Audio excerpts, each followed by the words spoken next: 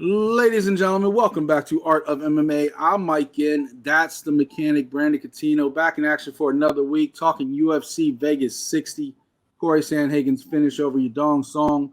We're going to go ahead and break down Jose Aldo's career in Battleground. And then we're going to make our picks for Bellator 285 this week. Benson Henderson versus Peter Queally is going to be a great fight, so we'll talk about that. Of course, you know the business side of things. Go ahead and head over to FightersFirst.shop. Get the latest and greatest merch and apparel. Support the show, support the brand. Let our apparel be a part of your story. And Brandon, if you bear with me 1 second, I do want to tell people, I sent out a promo code today. If you guys aren't on the email list, if you're not a part of that group, go ahead and go to the website, sign up. It's right there in the middle. There's one on the bottom as well. You can just sign up on the newsletter. Sign up. Next week, you'll get a promo code too. Save a little bit of money, save a little cash, and you still get the same dope merch. What are you waiting for? Go do it. Plus, we also announce great things like signing Kung Lee. Yep. If you've been paying attention, we signed Paul Warndorf. Mr. Wonderful collection's coming soon. So a lot of cool stuff coming for FightersFirst.shop. So go ahead and check that out. But Brandon, we are here to talk mixed martial arts. How you feeling this week on this, once again, this victory week that we have? Yeah, man, feeling good, man. You know, ready to talk some MMA, and I'm really excited for this Bellator card this coming week. I'm excited that I actually get to not only watch this Bellator card this week, but I also get to watch the Giants game now. Because I was originally going to a concert next Monday, but that concert got moved to Sunday. So now I'll be watching the Giants beat the Cowboys on Monday. So all right, it's a good time. Yeah. Let's go ahead and jump into everything. Last weekend, UFC Vegas 60, Cory Sandhagen versus Yadong Song. Both of us picked Cory to win. I didn't think it was going to go down like this. Tell people at home what happened in that fight. Yeah, man, you know, it was a good fight. Like I said, I thought that Sandhagen's movement, him switching stances, was going to be too much for Yadong, because to me, I thought he had the speed advantage, which it kind of really, that's how I felt like it played out, where he was just picking his shots, you know, using his jab, using his combinations, you know, and Sandhagen though, man, but though he had the power, you know, so he was that kind of made him a little slow because he was kind of loading up for his shots. But yeah, you know, then I think Sandhagen was able to cut him open, and that's kind of what stopped it. Like I think they had checked it after, I think it was after the second round, they checked it out. The doctor let him go, but then I think it was after the fourth. Or during the fourth, I think they decided to check it out again. And opening the fourth. So after the third round, between the third and fourth, they came out for the fourth round. The doctor looked at him and said no more. So technically, it was ruled 5 minutes left in the fourth round. So the very beginning of the fourth round is when the doctor stopped the fight. But Cory was cutting him up. Like I thought Cory would kind of rely on being smart, use some of his grappling, kind of keep himself out of danger. But he went cowboy up in this fight, and he went toe-to-toe with Yadong Song. It was a good fight. But Cory just showed that there's levels to this. We talk about it all the time, and he's a level above, you know. He hasn't been able to get the job done against some of the top fighters in the division, the Peter Yans, the Dillashaws. But he keeps his name in the race, so to speak. Like he keeps his name as a contender, perennial top five. And I don't know where that kind of leaves him because we have so many fights to kind of work out in that, you know, bantamweight division, especially coming up with, you know, the Dillashaw versus Funkmaster fight. So we got to wait to see how that plays out. We got to see what happens. So he called out O'Malley. I mean, he called out Chito Vera, and he called out Chito Vera, and Chito Vera was like, "Yeah, let's do it." But then also, Chito's always game. But then also too, I think he called out Rob as well. So yeah. I think he's down for either one of those guys, since you know they're both coming off of wins. Yeah, and I think both those make sense. But I'd also heard talk of Merritt versus Chito, which leaves Sandhagen completely out of the picture. And then, of course, like I said, we have to wait to see what happens with Yan and O'Malley, because what happens if O'Malley upsets Yan and he jumps all the way up in that conversation, where right now he's all the way down at what, number 12? Like Sean O'Malley's jumping up purely because of his character, like in his gimmick, so to speak. But there's a lot of people in the way of that. You know, you got the Ricky Simone's coming up. You got the Rob Fonts coming up. And I kind of feel like personally, and maybe you could tell me I'm wrong, I like Cory Sandhagen's now a gatekeeper. because he's lost to Jan, he's lost to Dillashaw. I believe he lost to Sterling too. Like, you want to get those shots against one of those guys again, you're going to have to beat a few of these guys trying to come up and take your spot. Do you think the Merab fight happens, the Cheeto fight, or you think somebody else happens? Yeah, I mean, I don't know what the matchmakers say, but I mean, I would be down for a Sandhagen Cheeto Vera fight though. That would definitely be fun and exciting. I think it'd be a great fight. I don't think either guy would back up. I think they would come right at each other. I think it definitely would be a fun fight. Over in the co-main event, I called this one. This is what got your boy back his lead dog status. Gregory Rodriguez over Chidi Nkwani. I cannot talk today. Jokawani. There we go. I was going to get it right eventually. I was determined this time, Brandon. I was determined. But he got the win. He got rocked early, rocked hard, almost put out. Huge gas right between his eyes. Mm-hmm. And then in the second round, he knew he was like in danger of maybe having his fight stop. Came out, put the pressure on, and he got the finish in the second round. What did you think of this fight?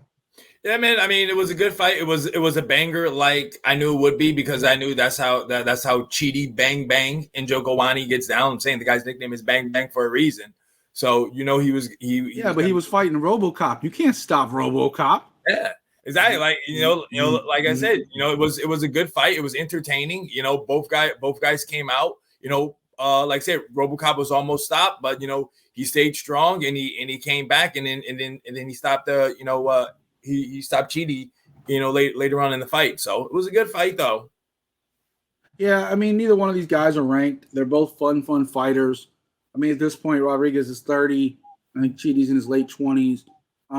Both guys, are more fun fighters than they are contenders at this point. But I wouldn't mind seeing, a Rodriguez fight like, another fun fight like Chris Curtis, Brad Tavares, Duplessis. There's a number of those guys right there at the bottom 15 of the middleweight rankings that are still really fun fights. And same thing with Chidi. He doesn't lose any steam with his knockout. It just proves that he's still an entertaining fighter because he almost finished him in the first. Mm-hmm. And then you live by the sword, you die by the sword in the second. It just kind of is the way it is. But neither one of these guys are contenders, so it just really does lead you to more fun fights. And then if they string a few of them together, who knows? People can pop up in the rankings really fast these days if they beat the right people. We've seen it in multiple divisions, especially like the lightweight division. So it can happen. Hell, we see it right now talking about the bantamweights. We just talked about it. Peter Yan fighting Sean O'Malley. Sean O'Malley's 12. Next thing you know, he's fighting the top 3 guy. So arguably the top 1 guy if it wasn't for the fact Dillashaw was getting the title shot. Also on that card, I lost my personal pick. I picked Daniel Zellhuber. He actually got pretty dominated by Trey Ogden. Shout out to Trey Ogden. He came in and took care of business. Like, people were not picking him. People weren't thinking about him. He was an afterthought in this fight. He came in just workmanlike and just outpointed Zellhuber for 3 rounds. He just took care of business. Brandon, I told you Damon Jackson is always dangerous, but I didn't expect him to actually get a TKO finish over our guy, Pat Sabatini. Yeah. That was crazy. Either. Front kick and punches. That front kick, man, people sleep on it. Michael Chandler did it. Anderson Silva did it. It's such a dangerous weapon. Nobody uses it. Mm-hmm. But, they might start doing it more. Andre Feely over Bill Algeo. Very close fight, back and forth. Who'd you have winning that fight? No, I definitely had Feely taking it. I mean, I was rooting for Algeo, but I definitely gave it to Feely. Yeah, me too. I thought Feely had more of the power shots and more of the control. Pfeiffer over Amadovsky by a TKO in the first round. Nasi Amedo over Tanner Boser, another close split decision, though one judge did have it 30-27, which I was like. Anthony Hernandez, another great performance over Barrett with the arm triangle choke. We talked about Jackson Sabatini. Trevin Giles over Luis Koskis by a decision. Loma Lugbomi, another great performance over Denise Gomes. Your girl, Jillian Robertson, you didn't pick her. She got the win over Maria Akapova because, of course, right? Yep. That's how it goes. Maybe next time you'll pick her. I don't know. Maybe you'll let her keep winning by not picking her. I don't know. Yeah. Javid Bashart got the win over Tony Gravely decision. And then Nicholas Mata bounced back from his opening loss to Jim Miller. He got the TKO over Cameron Van Camp. I'm not rooting against Nicholas Mata. We all know the story there, but at the same time, don't be cocky after you just lost your first fight and then came out and got a good win. Just be humble. All right, cool. You got the monkey off your back. You're a UFC fighter now. You got that win. Congratulations to you. Keep on trucking. But be a little bit more humble about it, because that's your first win after you got stopped by a 40-plus-year-old man the last time out. So this is my 2 cents. Brandon, any other highlights on this card for you, boss? No, man, you went over everything, man. Like I said, it was a good fight card. Yeah, I mean, look, I told you this card and the fight night card before the pay-per-view both were on paper. You never know what's going to happen in action, but on paper they were better than the pay-per-view. And so got some good stuff to kind of round out the fact that people had to pay $75 in the middle for UFC 279, and we look forward to more. Of course, the UFC's off this week, so we'll get back to our UFC picks next week. But that leads us to our favorite subject, of course, Battleground. This week on Battleground, Brandon and I will not be going toe-to-toe. I will not be winning again. No, this week in Battleground, we're actually paying tribute. If you've heard the news, the King of Rio, Jose Aldo, retired this week from the UFC. They did release him and allow him to pursue other combat and sports interests if he so sees fit. I'm assuming that does not include Bellator or PFL. So maybe if he wants to do bare knuckle, if he wants to do Jake Paul, if he wants to do whatever, he can still do that. But he will not be competing in the UFC any longer. We kind of saw that in his last fight, right, Brandon? Like when he went out his last fight, he did not look. At the end of that fight, he almost looked against Merab. He kind of looked like defeated. Like he had gone on this 3-fight win streak. He'd kind of gotten himself hyped back up. And then he just kind of like, all right, well, maybe I'm getting a little too old for this. Before we get into like some of his memories, what do you think about the retirement? I was a little shocked because, I mean, Merab actually did an interview where he actually came out and said that Jose Aldo did tell him that this was his last fight. Yeah. But it wasn't made official or anything like that. And the thing was too that Jose still had one fight left on his contract, and of course the thought process was that UFC is going to go to Rio in January, so then that way Jose Aldo will get on that card, and then that will be his last fight because he'll get the fight in Rio, and then boom, he can go out that way. So that's why, like, when this really came up, I kind of was a little surprised because that's what I thought would happen. I'd be like, well, hey, you only got one fight left. They're going to be back in Brazil. Why not end it in Brazil? But he decided to end it early. Hey, man, I'm cool with it. Like I said, it's his career. If he wants to end it now, it's on him. So, but that was it. But just when I first heard it, I was just a little surprised because, like I said, I thought he would finish his career on that Rio card. I honestly, it screams to me that he has another opportunity out there, because why else put in the press release that he's free to do other combat sports opportunities? Like, that's in the UFC press release. Why put that in there? That screams to me that he has something else he wants to do, and Dana White, out of respect for him, was like, all right, you can go do that because you've given us so much. He obviously kept it out of the press. Jose kept this very quiet, very close to the chest, and with the UFC brass and people like that. So I don't think they were surprised, and I think they were just being very honorable to somebody that gave so much to them from the day he stepped in, from when they bought WEC, and he was the inaugural featherweight champion in UFC, to that division being the king of that division, the GOAT of the featherweights for a long time, to then transitioning over to a bantamweight and starting almost a second run. He had that classic fight with Peter Yan, and then beat Vera, beat Munoz, beat Font, and then ran into Merab, who surprisingly couldn't, we know Jose Aldo has the best takedown defense in all of MMA, percentage-wise. And Merab couldn't, I think he got him down once, like in the entire fight. Like, Jose Aldo is that dude when it comes to takedown defense. But I want to take this moment to kind of look back at some of our favorite memories. I'll let you go first. Tell me a couple of your favorite Jose Aldo memories, favorite fights, things that kind of stand out to you about his career. I mean, to me, man, when you always think of Jose Aldo, to me, the number one thing that comes up is this fight against Cub Swanson in the WEC. 8 seconds, man, double knees, boom, boom, cut him. Fight was over. Like that will probably always be my favorite highlight, of him fighting. Also, too, I mean, his fight with Chad Mendes, I think down in Brazil, which was their second fight. That was a banger as well. Got the finish in the fifth round, I believe it was. That was a good fight. And then also too, man, really, man, just on a personal note, man, Jose Aldo, real cool guy. Funny enough, both of them were in Brazil, both their fights. And I was gonna say, and also too, I actually got to kind of meet Jose Aldo before. I actually went to a Bellator event. I actually got to ride in a elevator with him. It was me, him, Bjorn Rebney. Was it of course my wife as well, and Jose's boy, man, I can't remember his name right now. But I mean, he was tearing it up in Bellator.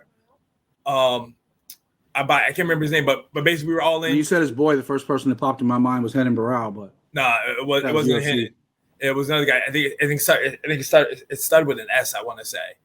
But basically we were all going to the press conference, and then the press conference happened, and after the press conference, I just basically went up to him, asked him if he would be willing to take a picture with my wife. He was all cool about it. Got a photo with him, and that was it. But yeah, man, he was just a cool guy, real humble, respectful, a martial artist. I think my first memory of him really is the build up to the Uriah Faber fight, right?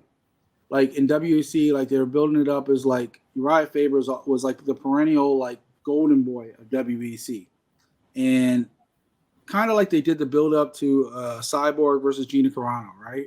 Like you have this monster coming in that just is going through everybody, and Jose Aldo, and his leg kicks, which were vicious. Even like I think one of the downsides of his towards the end of his career is that he kind of like slowed down on the leg kicks. Like he didn't do them as often. He became more of a well-rounded fighter and didn't go to his bread and butter as often, because when he did, even against Merab, he still tore up his leg when he did throw a leg kick. And I just like, why didn't for the life of me, a long time I was like, why'd you stop doing the leg kicks? And I would love to have an interview with him sometime and like ask him that question. But that build up to the Uriah Faber fight, and that was kind of like a passing of the torch, where Uriah Faber was the king of the division at the time, and here comes Jose Aldo, and just basically it was 5 rounds, but it was not a close fight. Like Aldo destroyed him for 5 rounds. You can see pictures online of Faber's leg just black, not even purple, like black from those leg kicks. And that was really kind of like, you talk about the Cub Swanson, you talk about the Mike Brown fights. They were kind of like what put him in place for that Faber fight. But that right there, like, because he beat Mike Brown for the featherweight title, who had just beaten Uriah Faber. And Uriah Faber was coming back for his crown. And they just built it up like good versus evil, and Aldo just destroyed him. Of course, that he'd go on when they merged the divisions at UFC 129 with WEC. From that point on, he was the king of the division for a long time. Classic fight with Frankie Edgar. I remember the Korean Zombie fight, which was awesome. He got the stoppage in the 4th round on that one. You mentioned the 2 Chad Mendes fight. Of course, there was downsides like the Conor McGregor situation where Conor knocked him out in 14 seconds. Mm-hmm. But for him to sit there and not only, go through that phase of his career where he was kind of like winding down at featherweight, for them to turn around and reinvent himself at bantamweight, I think was crazy. Like he went to bantamweight, we were like, all right, he lost to, Peter Yan. He lost to Marlon Moraes and then Peter Yan. We're like, well, maybe he is kind of done. Then next thing you know, he beats Chito Vera. He beats Pedro Munoz. He beats Rob Font and gets another shot for a top contender spot against Merab. I think it was just a great run for him. I would love to hear people's thoughts at home. Leave a comment. Let us know, what are some of your favorite Jose Aldo moments? What do you think is going to happen next for him in his career? I remember when Anderson retired, we were kind of like, well, maybe he's not done with combat sports exactly. Well, we were right. And I don't think Jose Aldo's done with combat sports. I think he's just done with the UFC for the moment. Yeah. So we'll see. It was Marlon Sandro. That's who it was. That's who in the elevator. Yeah, yep. That's who was fighting in Bellator at the time, and Jose Aldo was hanging out with him. But yeah, man, that was just a cool story, man. I remember, dude. I used to tell that story like, I don't know, for like weeks on a time. I'd be like, yo, I was in an elevator, and it was Bjorn Rebney, Marlon Sandro and Jose F and Aldo. That's how I always say all the time to people. I mean, that's a crazy story. I'd tell that shit too. That's awesome. I mean, anywhere, like I say, King of Rio, he's the king of the featherweights. Everybody is, even if he finished at bantamweight, he's still the king of the featherweights. Everybody will always remember his run as featherweight champion in the UFC and WEC. And also too, man, that Uriah Faber fight, that was the night that Jose Aldo had changed his walkout music, and he stuck with it ever since. Yep. To some Jay-Z, Rihanna, and good old Kanye West. Yep. He was sending a message to Uriah Faber, letting him know that he runs this town. Yeah, exactly. Yep, because they're in Sacramento, which is Uriah Faber's town, but he was basically letting them know that, nah, man, I'm going to take over. Yeah, I heard that story as well, and like I said, hats off, fantastic career. I don't know what's next for him, but he can do whatever he wants. He's earned it. Congrats to Jose Aldo. Looking forward to what's next. But what's next on Art of MMA, it's time to make our picks. I will not talk a lot of shit. I'll be a humble lead dog as we go into this Bellator 285 card, mainly because I'm very unconfident going into some of my picks on this card. A lot of very close fights. Bellator 285, Benson Henderson versus Peter Queally. Benson's been kind of on the upswing lately. Peter Queally's been on the upswing lately. Brandon, tell me who you got in this one and tell me why. I'm going with Benson Henderson, man. I'm still rocking with him. Like I said, I've been a fan of smooth Benson Henderson, since the WC days. I still think he has something, left in the tank. I know he's going to be in enemy territory, but I don't know. I'm just, same thing happened with Patricky Pitbull. He was in enemy territory and he still put out, Queally. So I'm thinking that Henderson can go in there, do the same thing, maybe get a slick submission, guillotine, call it and call it a night. Yeah, I mean, I agree with most of what you said, but I am picking Peter Queally in his fight because the chance that Benson could wrap him up with some kind of submission, I think, is absolutely true. But what I think is going to probably happen is Peter Queally is going to bang him out. I saw it with the Michael Chandler fight. I saw it a little bit with the Jason Jackson fight. I don't think Benson Henderson can take the punch the way he used to. And I think Peter Queally is not going to have any back down. He's going to come straight forward. The reason he lost to Patricky Pitbull in that lightweight title fight was because he came straight forward and got caught, right? There's no back down with Peter Queally. He's going to be at home in Dublin. I just think he's coming out for the kill. And I think Benson Henderson has a chance. He has a legitimate chance to wrap him up, stretch this thing out, and maybe get a winning decision. But I think Peter Queally is probably going to get the stoppage in the second or third round via TKO because I just think he's going to keep coming forward with that pressure and probably get the best of Benson. I'm kind of rooting for Benson, but I just, I'm picking with my head, not my heart. I'm just watching for that walkout too. When Queally comes out. Epic. Yep.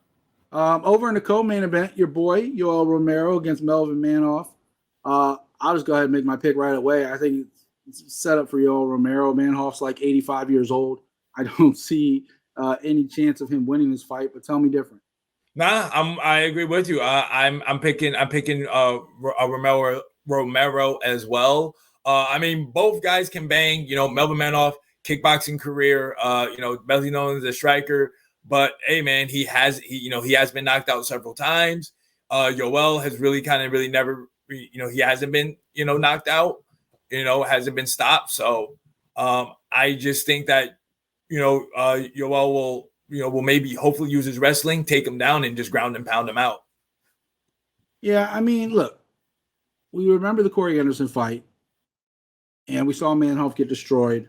But he did beat Bahidi. He did beat Coppin in the two fights before that. He lost 2 straight fights to Carvalho.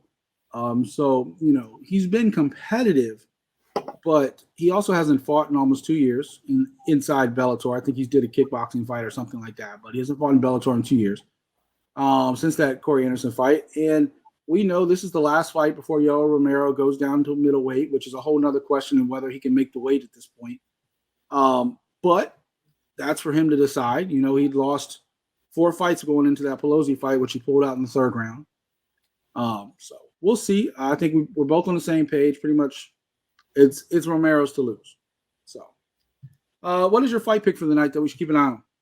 I'm going actually the fight right before the co-main event. Got to go with the ladies. I'm going with Leah McCourt versus Diana Silver, and I'm going with Leah McCourt. Again, she is from Ireland. There's a home country fight for her. I know she wants to bounce back from her last fight, that she had when it basically was the number one contendership between her and I can't remember her name right now. Arlene, are you talking about Leah? Yeah, Leah's last fight was against Kavanaugh. Yeah, there you go, Kavanaugh. I can remember her last name. Yep, Kavanaugh. And so I know she definitely wants to bounce back from that. So I'm going with Leah McCourt to get the job done. It's gonna be an interesting fight because the only people Diana's really lost to lately was Arlene Blencow and Julia Budd. She beat Jenna Harding just like McCourt did. So that's gonna be a fun, interesting, close fight. My fight pick of the night to keep an eye on is Mads Burnell versus Pedro Carvalho. Mads is a top contender in that featherweight division. Pedro Carvalho, a longtime veteran. I think Mads Burnell is going to get the job done with his wrestling and his grappling, but it's going to be a good fight, good, tough fight. Pedro Carvalho can put you out with a head kick anytime. He can come out with that striking. So it's going to be a tough fight, but I think Mads Burnell is slightly a level above at this point in their careers. So I'm going to go with Mads Burnell in that fight. Also on the card, you got Brett Johns versus Jordan Winsky. You got Syrian Clark versus Raphael Hudson. We got Brian Moore versus Lima da Silva. Another fight I almost picked was the Carl Brexton versus Carl Moore fight. Both those guys really haven't been the most active. I think Carl Moore hasn't fought in like 3 years or something like that. Derek Kelly versus Kai Stevens. Karaganian versus Musa. We got Mak Honoa, I'm going to butcher these names, versus Bodner. And then Paklit versus Shiro. Any other fights kind of standing out to you on that card tonight? Yeah, no, like you said, Brett Johns is fighting, so you definitely want to see how he's going to do. And also, too, anytime Georgie Karakanian is fighting, he always brings it. Yeah, I'm really interested to see what happens with the Brexton. 13-3, but he hasn't really fought recently. I don't think he's fought since 21. He's a possible contender in that light heavyweight division, but he's got to be more active. And he's had a lot of injuries slowing him down. So we'll see. Is that Dublin card earlier? Or are they doing that prime time? No, yeah, it should be Dublin time. So probably most likely, I think like 4:30. I think what it was last time. Yeah, check your local listings. That's going to be on the 23rd. Of course, there is no UFC, no PFL. PFL is coming up in November, I believe, with their final. They pushed it back to November this year. UFC will be back in action next week. And then, of course, One Championship on their prime thing, I think, is in 2 weeks, I believe. Or no, it's next week on the 30th, I think. So that'll be something to talk about next week. But tune into Bellator this week. They are the only show in town. Definitely worth watching. Before we get out of here, I just want to what were you going to say, Brandon? No, I was just looking to make sure about the times. That's all. But no, I believe so. It's the 4:30 time. All right, cool. Before we get out of here, check out FightersFirst.shop. Go ahead and get the Mechanic Collection, get the Art of MMA Collection. Let our apparel be a part of your story. Pay attention. We got some great collections launching soon. Kung Lee should be coming out within the next few days. Still working out some final details on a couple of his shirts, getting his final approval and all that great stuff. We do work partnership hand in hand with some of these athletes. Brandon can tell you nothing goes out if they don't approve it. I do fight for my designs, but nothing goes out. If they say no, then I go back to work, find something better. It is what it is. So that is a process sometimes, but it is coming, Kung Lee. And then we're going to start after that right on the Mr. Wonderful collections. So a lot of cool stuff. Check it out. Make sure you guys leave a comment, get in the conversation. Our Facebook page did change over a little bit. Y'all should be receiving invites for that. If you were already involved with me or Brandon or anybody else. It's just Fighters X First on Facebook now. The link will be in the description. When we switched sites, some things got lost in translation and we weren't able to put our products and things like that directly on our Facebook page. So make it more easy, accessible, and a fresh page with less Facebook headaches in the background. I'll leave it at that. Makes it easier for us to better serve our customers and give you guys what you want. I'm also going to start with this episode. You'll see it both on YouTube as well as Facebook. I'm going to start dual posting those like we used to in the early days. Get more eyes on the prize.